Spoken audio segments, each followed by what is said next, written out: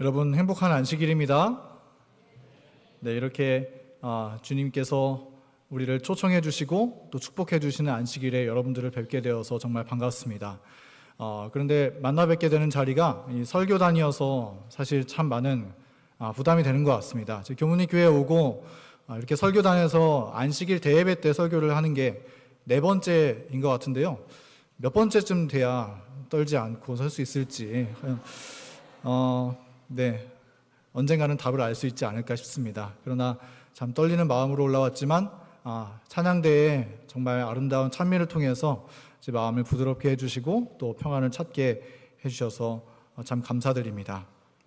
오늘은 예수님 한결같이 함께 하시는 분이라고 하는 주제에 대해서 함께 말씀을 나누어 보도록 하겠습니다. 여러분 이 자리에 같이 가셨던 분 계신가요?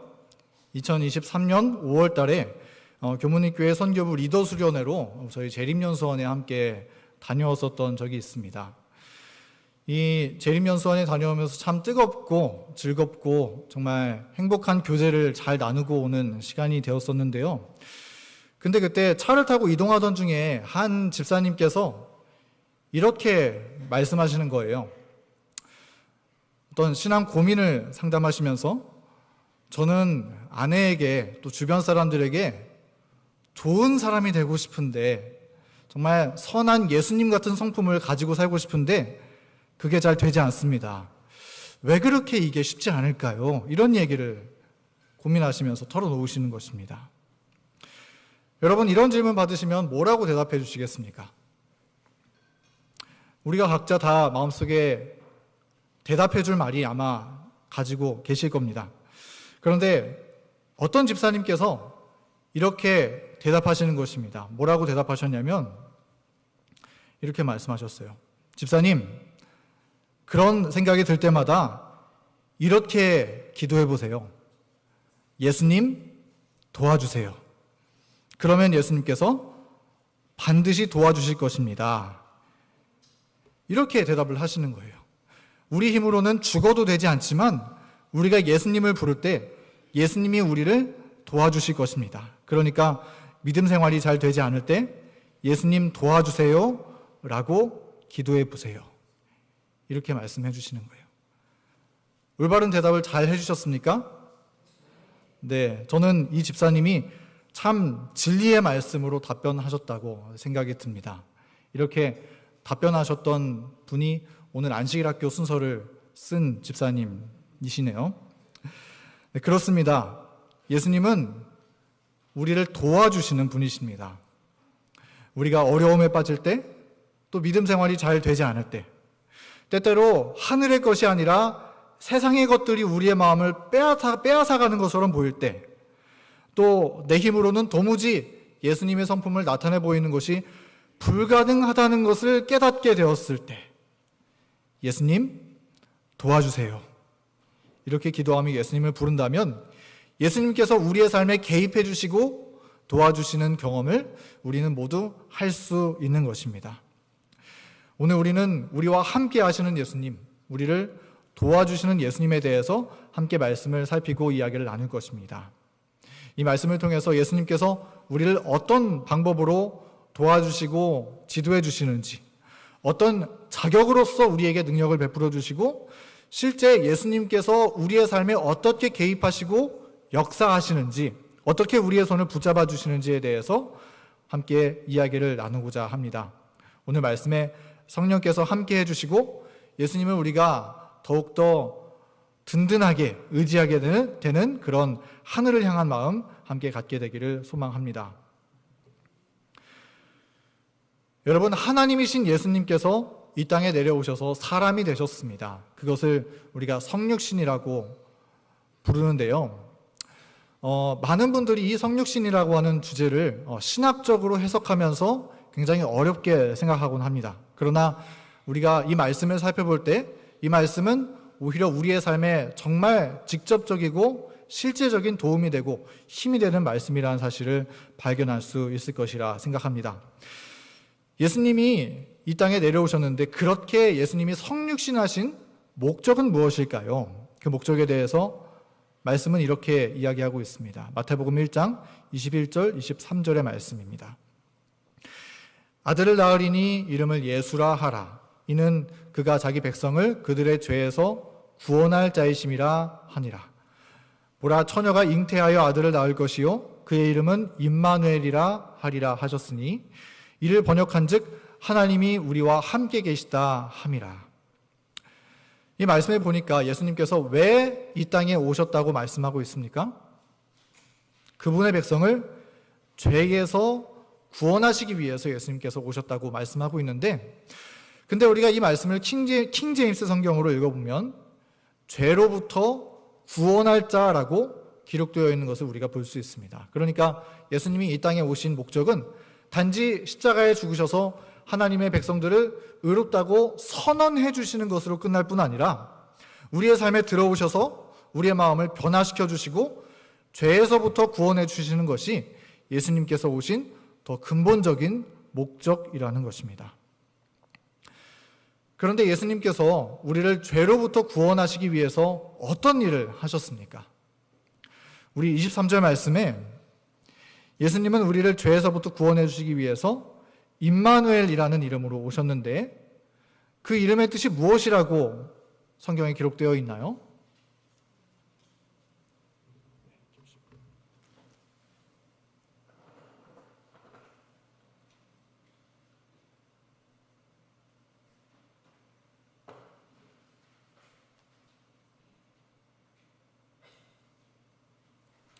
네, 화면이 지금 나오지 않죠? 잠시만 기다려 주시기 바랍니다.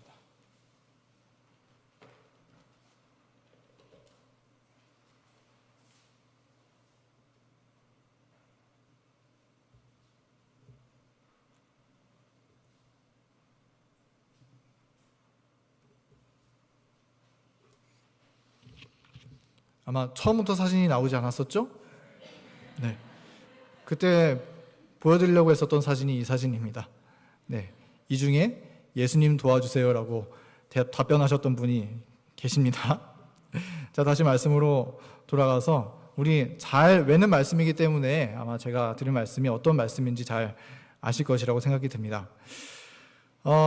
예수님께서 이 땅에 오신 목적은 단지 십자가에 죽으셔서 우리의 죄를 없다라고 말씀해 주시는, 선언해 주시는 것으로 끝나는 것이 아니라 우리의 마음속에 들어오셔서 우리의 삶에 개입해 주시고 마음을 변화시켜 주셔서 죄에서부터 구원해 주시기 위해서 오셨다라고 말씀을 드렸습니다. 그런데 그렇게 하기 위해서 예수님께서 하신 일은 무엇이냐면 그분의 이름, 임마누엘이라는 이름의 뜻이 그런 것처럼 하나님이 우리와 함께 계시다. 예수님은 그 일을 위해서 우리와 함께 계시는 분으로 이 땅에 오셨다는 것입니다. 하나님이 우리와 함께 계시다.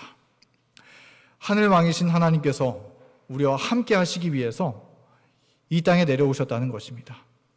그런데 그냥 오신 것이 아니라 우리와 같은 사람의 모습으로, 즉 인성을 옷 입으시고 오셨다라고 하는 것입니다. 그것이 하나님께서 우리를 죄에서부터 구원해내시기 위한 방법이라고 성경은 말씀하고 있는 것이죠. 네, 여러분 사진이 보이시죠?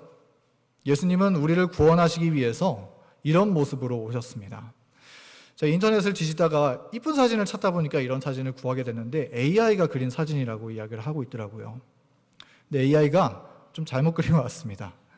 실제 예수님의 모습은 더 더러운 천에 쌓여져 있는 모습이었을 것입니다. 조금 꾸지지하고 흙이 좀 묻어있고 그런 모습이었을 것입니다. 왜냐하면 예수님은 어디서 태어나셨죠? 베들레헴의 냄새나는 마국간에서 태어나셔서 더러운 것을 닦는 강복, 걸레에 쌓이셨다고 성경은 말하고 있기 때문입니다. 하나님이신 분께서 이 땅의 하찮은 죄 있는 육신의 모양으로 내려오셔서 아무것도 스스로 할 수 없는 가장 연약한 아기의 모습으로 오셨다는 사실을 여러분 상상해 보십시오. 그것도 마국간에 더러운 걸레에 쌓이셔서 말입니다. 예수님은 우리를 구원하시기 위해서 무한한 굴욕을 참으시고 무한히 낮아지는 길을 선택하신 분이십니다.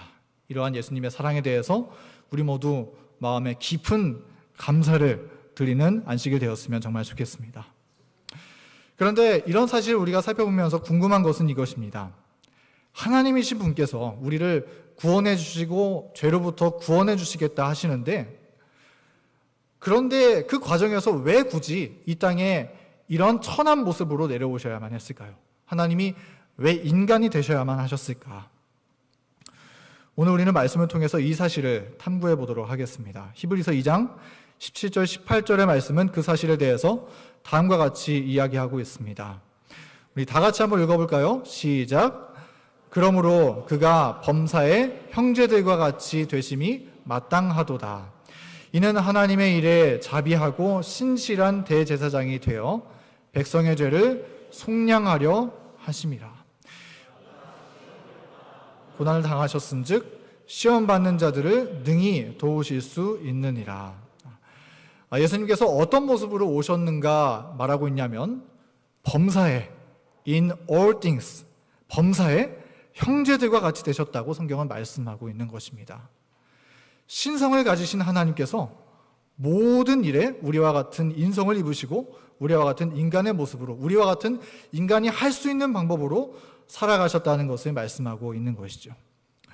그런데 그 뒤에 말씀에 예수님이 그렇게 하신 목적에 대해 말씀하시기를 뭐라고 얘기하고 있냐면, 뒤에 보라색 글씨입니다. 죄인을 속량하는 대제사장이 되셔서 시험받는 자들을 능히 도우시기 위해서 주님께서 그렇게 오셨다라고 말씀하고 있는 것입니다. 이러한 모습으로 예수님께서 하늘 성소에 이런 모습으로 봉사하기를 원하셨기 때문에 이 땅에 인간의 모습으로 오셨다는 것입니다. 그러니까 우리가 예수님 도와주세요 하면 누가 우리를 도와주신다는 거예요? 우리에게 능력을 주시고 죄에서 건져주시고 우리를 넘어지지 않도록 힘을 더해주시는 분이, 그런 대제사장이 되시기 위해서 우리와 같은 인성을 입으시고 우리의 형제가 주님은 되셨다는 것입니다. 그런데 그런 하나님이 이런 대제사장의 일을 그냥 하시면 되시는데 왜 인간이 되셨을까? 왜 이 땅에 연약한 인성을 가지신 분으로, 타락한 인성을 입으신 분으로 주님께서 오셔야만 하셨을까?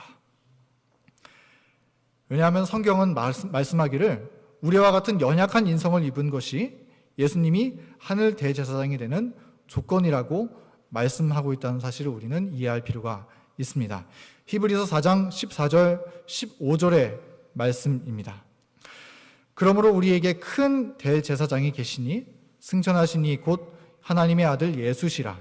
우리에게 있는 대제사장은 우리의 연약함을 동정하지 못하실 리가 아니요 모든 일에 우리와 똑같이 시험을 받으신 이로되 죄는 없으시니라.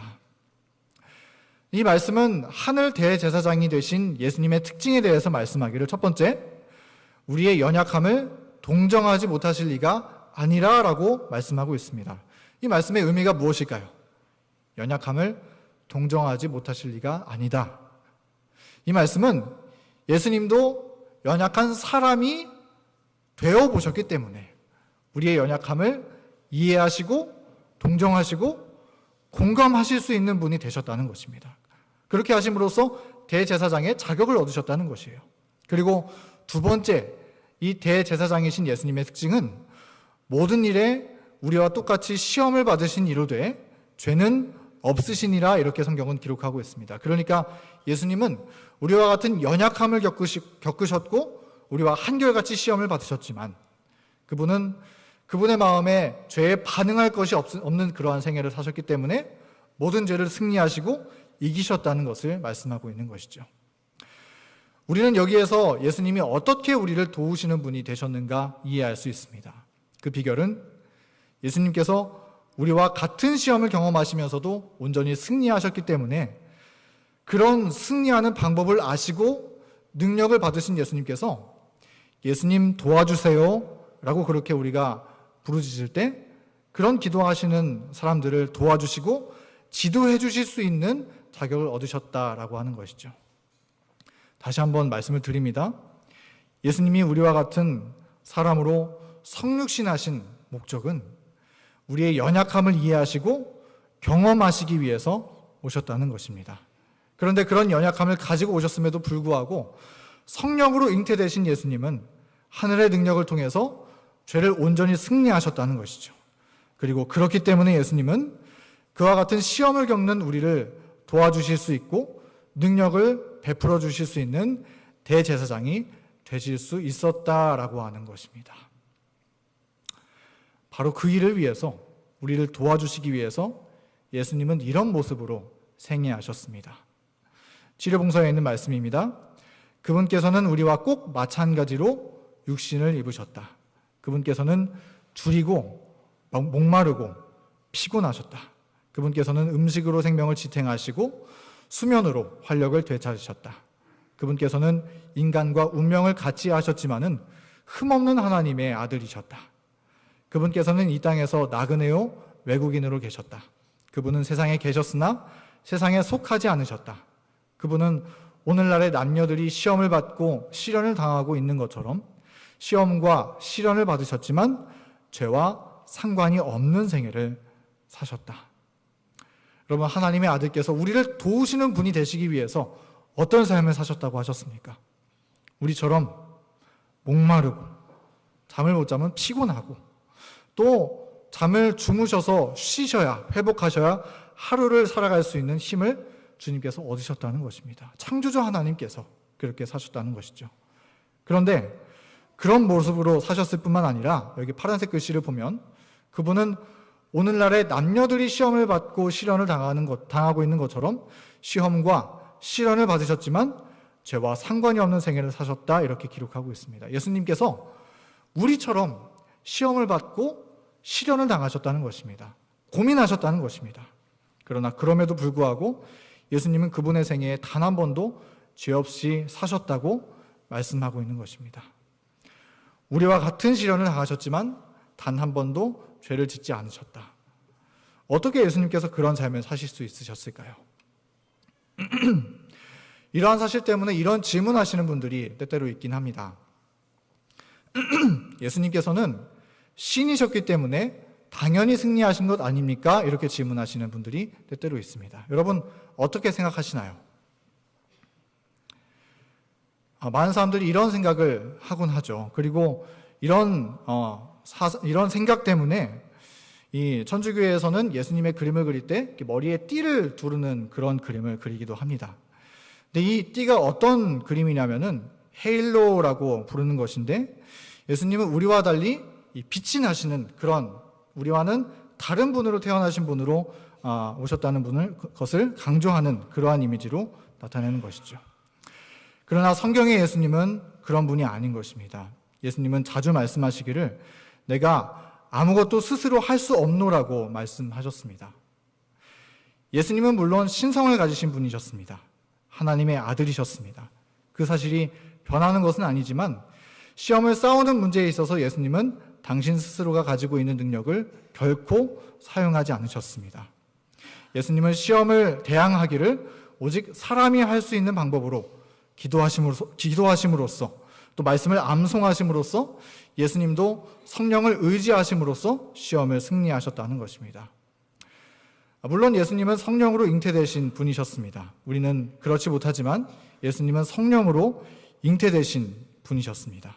그러나 우리도 성령으로 잉태되고 거듭날 때 예수님처럼 성령의 능력으로 승리할 힘을 얻게 될 길을 주님은 마련하셨다는 것이죠. 네. 오늘 조금 어려운 이야기를 드리고 있는 것 같은데 조금 더 내용을 살펴보고 조금 실제적인 내용을 함께 나누어 보도록 하겠습니다. 여러분, 그런데 예수님이 당한 시험은 어떤 시험이었나요? 우리는 이 겟세마네의 장면을 통해 시험 당하시는 예수님의 모습을 생각해 볼 수 있습니다. 예수님께서 겟세마네에서 기도하시기를 이렇게 기도하셨어요. 만일 할만하시거든 이 잔을 내게서 지나가게 하옵소서. 우리는 여기에서 예수님이 평소의 예수님과 조금 다른 모습으로 기도하시는 그런 모습을 볼 수가 있습니다. 평소에 성령 충만하신 모습으로 예수님께서는 지내셨지만, 그러나 당면에 있는 시험 앞에서 주님은 고뇌하시고 분투하시는 모습으로 하나님 아버지 앞에 서 계셨던 것입니다. 그래서 예수님은 말씀하시기를 아버지여, 만일 할만하시거든 이 잔을 내게서 지나가게 하옵소서, 이렇게 기도하셨다는 것이죠. 이것이 무슨 뜻일까요? 예수님도 십자가를 피하고 싶으셨다는 것입니다. 당신의 사명을 내려놓고 싶다는 그런 시험을 겪으셨다는 것입니다. 십자가 앞에서 아버지의 뜻을 따르고 싶지 않은 그런 마음의 충동을 주님도 느끼셨다는 것을 말하고 있는 것입니다. 하나님이신 예수님께서 우리처럼 시험 앞에서 투쟁하고 있는 모습을 우리는 여기에서 볼 수 있는 것입니다. 여러분, 우리는 예수님이 우리를 구원하시기 위해서, 우리를 도와주시는 분이 되기 위해서 어떤 희생을 치르셨는지 우리는 볼 수 있어야 합니다. 예수님은 이 땅에 내려오셔서 그냥 얌전히 계시다가 십자가만 지시고 끝났다 이렇게 하시는 분이 아니십니다. 피땀을 흘리시면서 고뇌하시고 투쟁하시고 시험과 싸우심으로써 우리를 이해하시고 또 공감하시며 우리를 구원하실 수 있는 준비를 갖추시는 그러한 분이셨다 하시는 사실로 인하여서 그러한 무한하신 사랑으로 인하여 예수님께 감사하는 마음 우리 모두 갖게 되기를 간절히 바랍니다. 이처럼 예수님은 우리의 시험을 경험하셨고 우리의 싸움을 싸우신 분이십니다. 그래서 우리의 아픔과 시험을 공감하시고 우리에게 힘을 베풀어 주시는 분이 되셨습니다. 우리의 모본이 되셨습니다. 그런데 이런 생각을 할 수 있습니다. 예수님이 우리의 모본이라고 우리는 얘기하는데 예수님도 다 경험하신 것은 아니지 않습니까? 이렇게 우리는 생각해 볼 수 있습니다. 어제 또 윤재주 장로님 설교하시면서 극장 얘기해 주셨는데 예수님이 살던 시대에는 극장이 있었습니까? 컴퓨터 게임 같은 그런 시험이 있었나요? 또 예수님은 오늘날 같은 학생들이 치르는 입시의 고통을 모르지 않습니까? 또 예수님은 결혼을 안 해봤으니까 와이프 잔소리가 얼마나 참기 힘든 건지 그런 경험들 예수님 못 해보지 않았습니까? 예수님께서 어떻게 나를 이해할 수 있습니까? 이런 생각을 할 수 있는 것이죠. 물론 예수님은 이 땅에서 이런 경험들을 직접적으로 하진 않으셨습니다. 그럼에도 불구하고 예수님이 우리가 당하는 시험의 문제를 이해하실 수 있으실까요? 공감하실 수 있으십니까? 예수님은 우리의 시험을 그럼에도 불구하고 공감할 수 있는 것입니다. 여기 기본 교리에 나와 있는 내용은 이런 내용인데요. 여기 검은색 굵은 글씨부터 읽어보도록 하겠습니다. 그분은 결코 퇴폐적인 텔레비전 프로그램이나 자동차의 제한 속도 위반 같은 시험을 당하지 않으셨다. 모든 시험 속에 깔려있는 기본적인 문제는 의지를 하나님께 굴복시키는가의 여부이다. 시험을 만날 때마다 예수님은 언제나 하나님께 충성을 다하셨다. 끊임없이 하나님의 능력을 의지함으로 그분은 인간이셨음에도 불구하고 가장 혹심한 시험도 성공적으로 저항하셨다. 우리가 이 내용에서 알 수 있는 사실이 무엇입니까?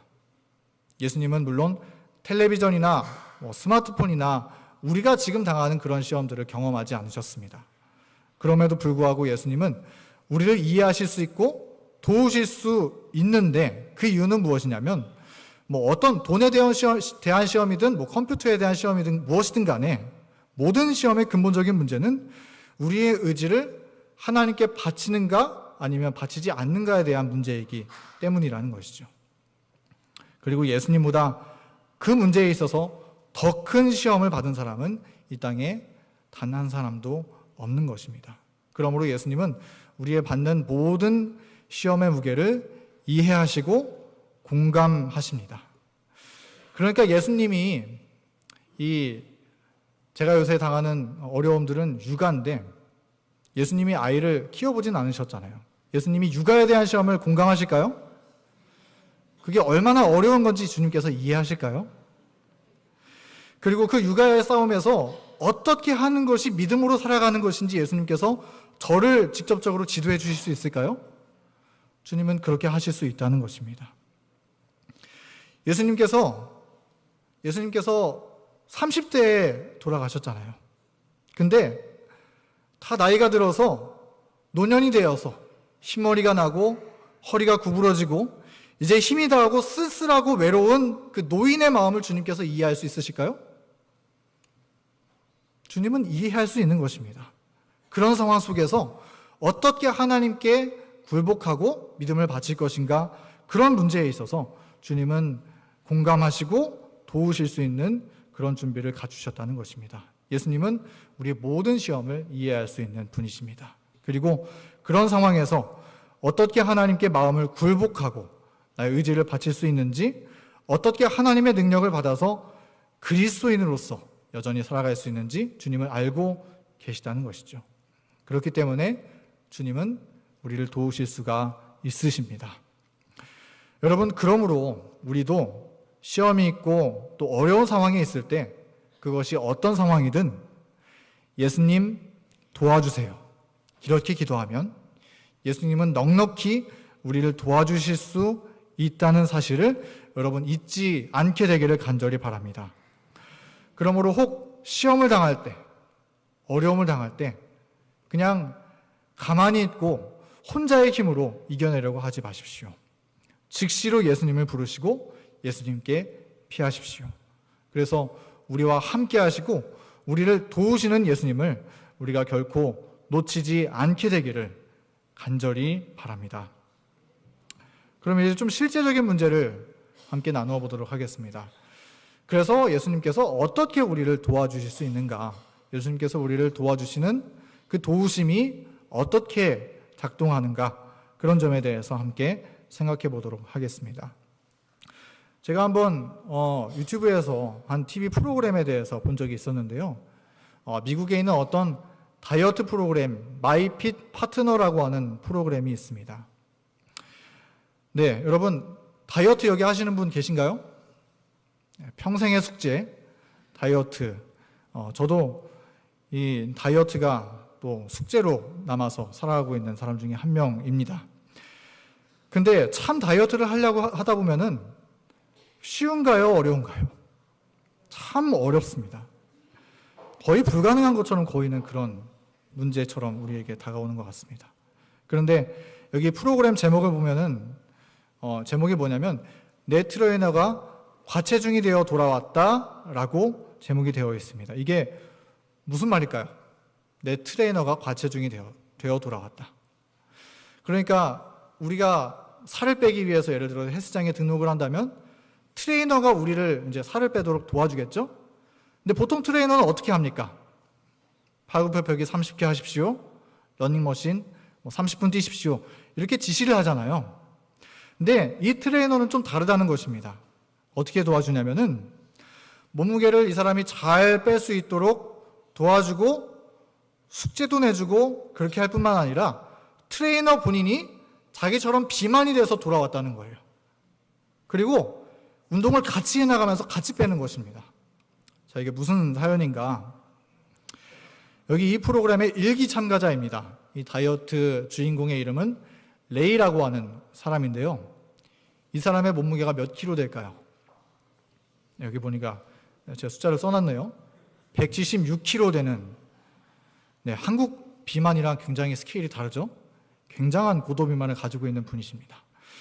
근데 이 사람에게 고민이 있어요. 그건 뭐냐면은 이 살을 빼고 싶은데 그 이유가 뭐냐면 집에 아이를 입양해서 키우고 싶은데 차마 할 수가 없다는 거예요. 왜냐하면 이렇게 뚱뚱한 나에게 어떤 아이가 입양 오고 싶어 할까? 그 고민을 하고 있는 사람입니다. 왜냐하면 뚱뚱하면 제대로 공놀이도 못 해줄 텐데 아이가 나한테 오지 않을 것이다, 이렇게 생각을 하는 것이죠.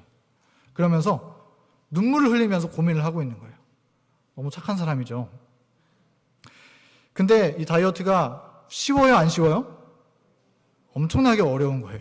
그래서 번번이 실패하면서 176kg까지 그렇게 살이 찌워지는 그런 삶을 살게 되었던 것입니다. 그래서 이 프로젝트에 지원을 했는데 한 분께서 이제 도움을 주시는 것입니다. 어떻게 여러분 이렇게 이분이 다이어트를 잘 할 수가 있었을까요? 이 프로젝트가 성공할 수 있었을까요? 이분은 지금도 이제 불신하고 있는 그런 상황이 이제 영상으로 있었는데 영상에서 제가 지금 바꾸어 봤습니다. 그래서 이 비만인 레이에게 어떤 트레이너가 찾아왔냐면은 JJ라고 하는 한 트레이너가 찾아왔습니다. 딱 보면 어떻습니까? 몸이 다부지고 아주 건강하게 생겼죠. 생활 습관도, 식단도, 운동도 아주 건강한 사람이었습니다. 그런데 이 트레이너가 이 다이어트 하는 사람을 도와주기 위해서 무엇을 했어야 되냐면, 이 프로젝트처럼 다이어트를 잘 시켜주기 위해서 뭐 해야 됐어요? 비만이 됐어야 됐다는 거예요. 이 트레이너 본인도 똑같은 입장이 되어야 했었던 것입니다. 그래서 이 트레이너도 4개월 동안 최대한 살을 찌워서 자기 자신의 몸을 이 다이어트 하는 사람과 가능한 한 비슷한 몸으로 만들려고 노력합니다. 피자를 먹고 햄버거를 먹고 막 꾸역꾸역 넣어요. 그래서 110kg의 비만의 몸무게가 되었습니다. 평생 동안 완벽한 몸매로 살았던 사람이 이제 비만이 되었던 거예요. 여러분, 일부러 살 찌우는 게 쉬울까요? 아니면 살이 빠지는 게 쉬울까요? 어려운 질문 같지만 빠진 사람들의 입장에서는, 이렇게 건강하게 살았던 사람 입장에서는 억지로 살 찌우는 건 너무나 어려운 것입니다. 그런데 이 트레이너는 그렇게 도와주기 위해서 살았다는 것이에요. 그래서 이 모습 보세요. 트레이너가 살 찌워가는 과정에서 너무나 힘들어하는 거예요. 이전과는 너무나 다른 삶을 살아야 하기 때문에 고통스러워합니다. 억지로 먹는 게 너무나 힘들고, 또 살찌면서 자신감도 떨어졌고 일찍 일어나지도 못하고 자꾸 우울한 감정을 느낀다고 그렇게 이야기를 합니다. 영상을 보면 그래서 고통스러워서 계속 누워서 막 웁니다. 그리고 4개월이 지났어요. 몸매가 어떻게 되었습니까? 이전과는 정말 많이 달라지게 되었죠. 많이 살찌게 되었습니다. 그리고 이 몸무게 상태 그대로 이 레이와 함께 살을 빼나가기 시작합니다. 같이 식단을 짜서 식사를 같이 하고 같이 운동해주면서 살을 빼는 거예요. 이게 영상이었는데 그냥 이미지로만 보여드리도록 하겠습니다. 운동이 시작됩니다. 달리기도 하고 계단도 뛰고 네 발로 땅을 기어다니면서 호보라고 부르는데 그런 것들도 합니다. 숨이 막 차서 죽으려고 그래요. 근데 이 레이도 막 힘들어서 막 쓰러지는데 트레이너도 같이 쓰러지면서 힘들어하는 것입니다. 원래 같았으면 그냥 쉽게 잘 했을 일인데 똑같이 살쪘기 때문에 운동하기도 너무나 힘들었던 것이죠. 이게 이번 프로젝트의 포인트였던 것입니다. 이제 이 트레이너는 그냥 살 빼라고 말만 하는 것이 아닙니다. 진심으로 이 다이어터를 공감하고 이해할 수 있는 트레이너가 되었었던 것이죠. 그리고 다이어터도 이런 트레이너가 옆에 있으면 도움이 될까요? 네, 완전 힘이 되겠죠? 그래서 이 트레이너가 시키는 대로 정말 잘 따라하고 4개월 동안 열심히 다이어트를 합니다. 결과가 어떻게 되었을까요? 결과는 대성공이었습니다. 몸이 거의 반쪽 된 것 같지 않습니까? 176kg에서 110kg가 빠졌으면 66kg, 우리 교회 장로님 한 분의 몸무게가 빠져나간 것이죠. 정말 불가능하게 보였던 다이어트에 이제 드디어 성공을 하게 되었던 것입니다. 무엇 때문에요? 나랑 같이 살찌우고 나랑 같이 운동하며 살 뺐던 이 트레이너 덕분에 살 빠졌었던 것이죠. 그리고 가족들과 인사를 나누는데 얼마나 기뻐하는지, 가족들이 얼마나 반겨주고 이 레이가 얼마나 행복해하는지, 이 레이는 비만이었던 이전의 모습에서 완전히 달라져서 완전히 새로워진 모습으로 다시 태어나게 되는 그런 경험을 하게 되었습니다. 얼마나 감격스러웠을까요? 그리고 이 프로젝트가 끝나면서 이들은 각각 이렇게 이야기합니다. 레이는 말하기를, 당신이 나를 믿어주고 함께 해줬기 때문에 제가 할 수 있었습니다. 이렇게 이야기를 하고요.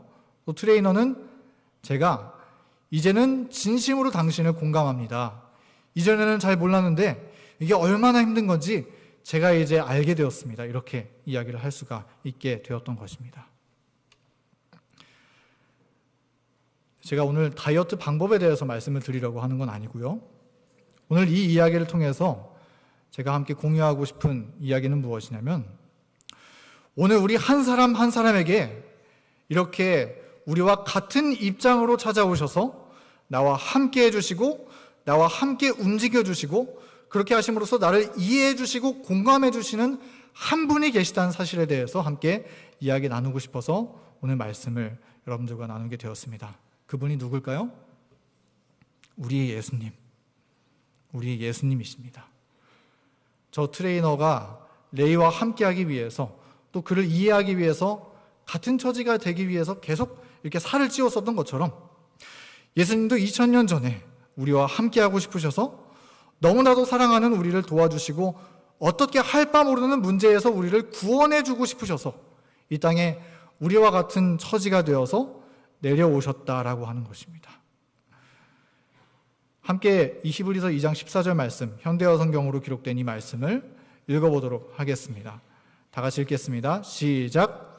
하나님의 자녀들인 우리는 피와 살을 가진 인간입니다. 예수께서도 피와 살을 가진 인간의 모습으로 나타나셨습니다.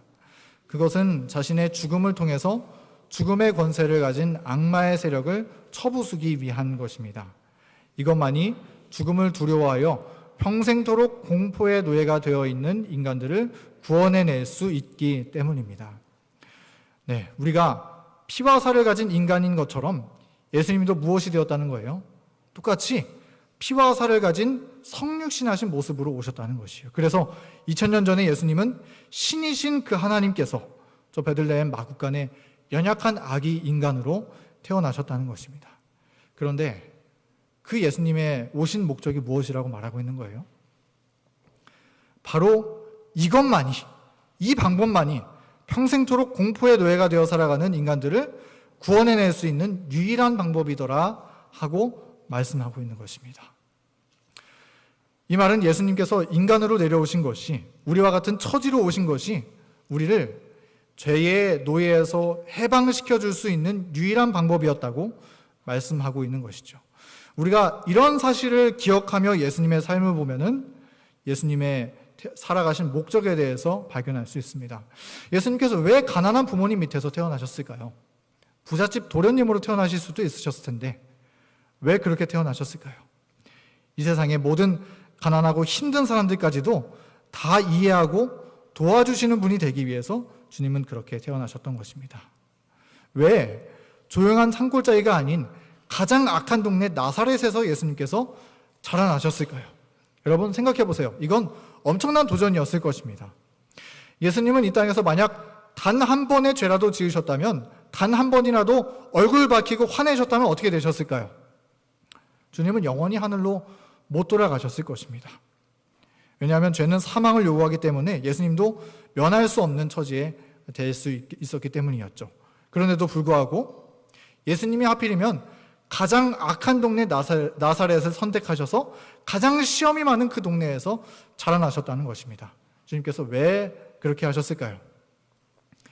이 세상에 어떤 악한 환경에 있는 사람일지라도 예수님 앞에 기도하면 다 들어주시고 도와주시는 분이 되시기 위해서 주님께서 그런 삶을 사셨다라고 하는 것입니다.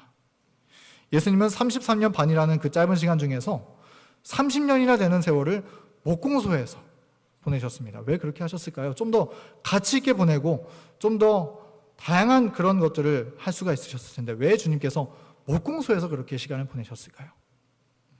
매일매일 한평생을 일터에서 일하고 여러분들처럼 일하시면서 업무하시면서 먹고 사는 고민하며 살아가는 사람들, 그런 사람들을 위해서 주님께서 도움 주시기 위해서 그렇게 하셨다는 것입니다. 예수님은 우리를 도와주시기 위해서 그분의 한 모든 평생을 바치신 분이었다라고 하는 것이죠. 여러분, 예수님은 모든 시험에서 우리를 이해하시고 공감하실 수 있으십니다. 그리고 도움을 주실 수 있는 분이십니다. 그리고 제가 요새 겪고 있는 고민과 시험은 바로 이것입니다. 우리 채울이 귀엽죠? 네, 항상 이쁘고 아침이 되면 이렇게 웃는 얼굴로 빵긋빵긋 아빠를 맞이해 줍니다. 얼마나 이렇게 얼굴 볼 때면 참 좋은지 모르겠습니다. 근데 이렇게 이쁜 애가 이놈의 자식이 될 때가 있어요. 한 번은 이제 아기를 낳기 전에 목사님께서 이런 말씀을 하셨던 적이 기억이 나는데요. 아기를 낳으면 이제 아기 낳기 전의 삶은 전혀 생각도 나지 않게 될 것이다, 이렇게 말씀하셨던 적이 있어요. 저는 그게 무슨 말인지 몰랐는데 아이를 키우다 보니까 딱 그 말 그대로인 것을 느끼게 되었습니다. 이 아이가 한 번 울면 진짜 얼마나 울던지 아주 정신을 쏙 빼놓게 그렇게 울게 됩니다. 물론 우는 모습도 참 귀엽긴 귀여워요. 그런데 어떤 날은 이렇게 아이를 보다가 엄마도 완전히 체력이 다해서 이제 넉다운이 되고 아빠도 넉다운이 돼서 도무지 아무것도 하지 못하는데 아이는 계속 올 때 이런 상황이 자주 찾아오게 되더라고요. 모든 어머니 아버지들 정말로 존경합니다. 근데 한 번은 제가 수요일 날 제자훈련 설교를 제가 맡았었는데 그날 화요일 밤이었어요. 그리고 화요일 날 그날 또 설교가 있어 설교를 하고 9시에 청년반 성경 공부를 하고 또 열심히 제자훈련 말씀을 준비해서 이제 잠들었습니다. 근데 아침에 아기가 우는데 아기가 우는 소리가 들리면서 동시에 엄마가 이런 얘기를 하는 거예요. 자기 나 이석증이 온 것 같아. 이렇게 얘기를 하는 거예요. 진짜 큰일 난 겁니다. 저는 아침에 이제 제자훈련 가서 설교를 해야 되는데 저희 아내가 이석증이 와서 못 움직이겠다는 거예요. 병원에 가야 되는 상황이 생겼습니다. 그런데 마침 목사님이 그날 선우가 군대 가기 전에 휴가를 내신 날이었어요. 저는 오늘 준비한 제자훈련 말씀을 어쨌든 간에 제가 해야 되는데 이석증 때문에 아이를 도무지 누가 봐줄 수 있는 그런 상황이 되지 않은 그런 위급 상황이 생긴 것이었습니다. 이렇게도 못하고 저렇게도 못하다가 결국에 이제 아침에 목사님께 말씀을 드렸더니 목사님께서 휴가를 포기하시고 저 대신 말씀을 해주시는 것이었습니다. 얼마나 죄송하고 미안하던지 그날 이제 아이를 이제 뒤에 태우고 아내랑 이제 병원 가면서 계속 눈물이 나오더라고요. 이런 생각이 들었어요. 내가 이렇게 아이를 키우면서 목회를 과연 정상적으로 할 수 있을까? 이런 상황이 또 생기면 어떡할까? 저희 아내가 몸이 참 약하거든요. 그런 걱정이 막 밀려오는 겁니다. 그래서 하나님 저 어떡합니까? 이렇게 기도가 나오는 거예요. 여러분도 이런 위험에 봉착하는 순간이 아마 있을 거라고 생각이 듭니다. 근데 제 마음속에 위로가 되었던 것은 예수님은 다 아신다는 거예요. 내가 얼마나 힘든지, 어떤 상황에 있는지, 그리고 이런 상황에서도 어떻게 마음을 하나님께 드리고 다시 일어설 수 있는지 예수님은 그 방법을 다 아신다는 거예요. 그래서 이런 일이 일어날 때마다 그저 기도하기 시작했습니다. 예수님 도와주세요. 예수님 도와주세요. 어제도 애기가 잠을 자지 않고 새벽 1시에 막 빵긋빵긋 웃고 있는 거예요. 그래서 어떻게 했을까요? 예수님 도와주세요. 예수님께서 제 마음을 다 아시고 또 능력을 베풀어 주신다는 그 사실 하나 때문에 우리 말씀의 자리에 설 수 있게 되었던 것 같습니다. 여러분, 이처럼 예수님은 우리가 어떤 모습으로 살아갈지라도 우리를 이해하시고 동정해 주시고 힘을 더해 주실 수 있는 분이십니다.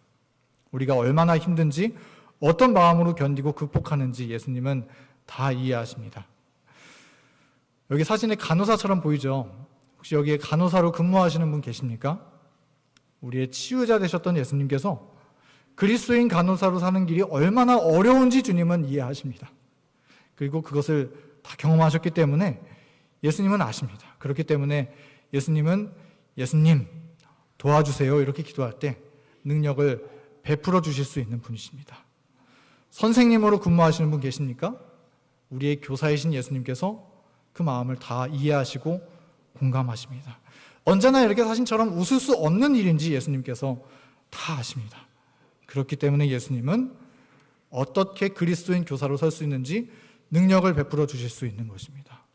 또 예수님은 사업을 하고 직장 생활을 하는 아버지의 어려움을 이해하시고 가정을 지키는 어머니들과 자녀들을 위해서 얼마나 애를 쓰는지 그 어머니의 마음을 다 이해하십니다. 그런 예수님께서 이렇게 말씀하십니다.